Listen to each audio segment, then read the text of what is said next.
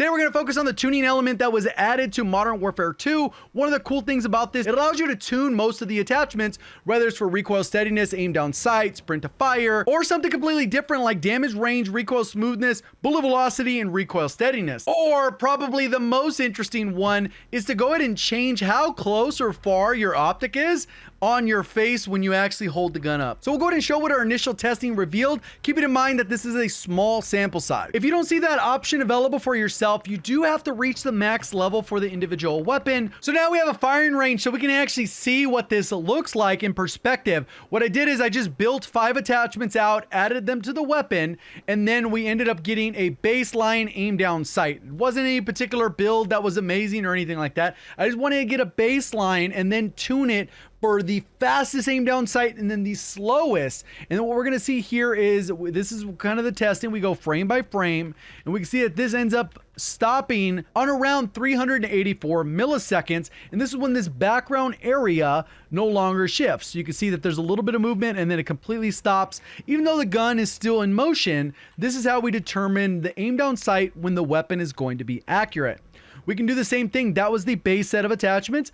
And then what we went is we went and tuned everything for the fastest aim down sight possible. And if you remember that number, 384, this one brought it down to 367. It was a marginal difference. That ends up being 1 frame at 60 FPS and a few frames, obviously, if you're going at a higher FPS, but 1 frame is super negligible. It's almost not even worth doing that if you're going to penalize your recoil. And we're going to take a look at the recoil as well, so you have a rough estimate on how the tuning will work. We do the same thing, so now it's 1 frame faster, and then we go over here and we can do it with the slowest aim down sight. So if it's sped up aim down sight, we just move the slider to the other side, which normally in a lot of cases helps your recoil because it makes the weapon more sturdy. And what we notice is it is a bigger penalty for this, and it ended up being 434 milliseconds when this thing stops. You can see it shifts there the last time and it doesn't really shift again. 434 milliseconds is 50 milliseconds slower. This is closer to 4 frames, which is dramatically slower. So you don't really want to go all the way that way either. And we're going to look at how that impacts the recoil. So you can kind of see the recoil going side by side. It impacts idle sway and a lot of those other things. You can kind of see how they look. On the left is the normal version. The middle is the fastest aim down sight, which should have the worst recoil. And then the other one is the most sturdy, which has the slowest aim down sight that we saw in testing. And overall, when we get a chance to look at the recoil patterns, overall, they look like there's really not much of a difference. This middle one is the base. The left one is the most stable and the right was the fastest aim down sight.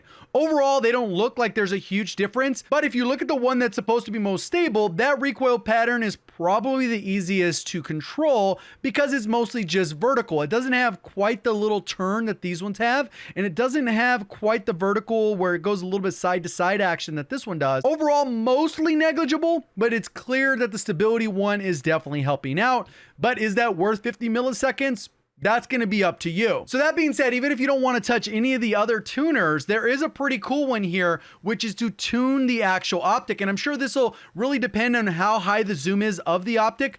But overall, you can see that you can either move the eye position close or you can move that far away, and I'll give you a side-by-side comparison so you can see how that's actually impacting. So right here on the standard, you can see the size of the object isn't changing. So it doesn't actually impact that FOV, it's only modifying the weapon. So you can see how this looks for the standard view, and when you go ahead and push it all the way to close, you can see that it pushes it up and actually clutters a little bit more of the screen. When we go to the other one, it pushes it a little bit further out and it kind of makes the optic a little bit smaller. So it really is going to come down to preference. Now that I've actually tested this, I might actually more lean towards just standard and leave it alone. And maybe in certain cases, it might make more sense to actually use a slider to make it further. So it takes up a smaller portion of your screen. So initial thoughts, I don't really think it's necessary. I think you can make some pretty good builds and there might be some unique features as we find out more and more. This is kind of an introductory, so you kind of have an idea of how it's supposed to work. Find any interesting combinations, go ahead and let me know in the comments section below. Appreciate all the support. Thank you for watching. As always, have a great day.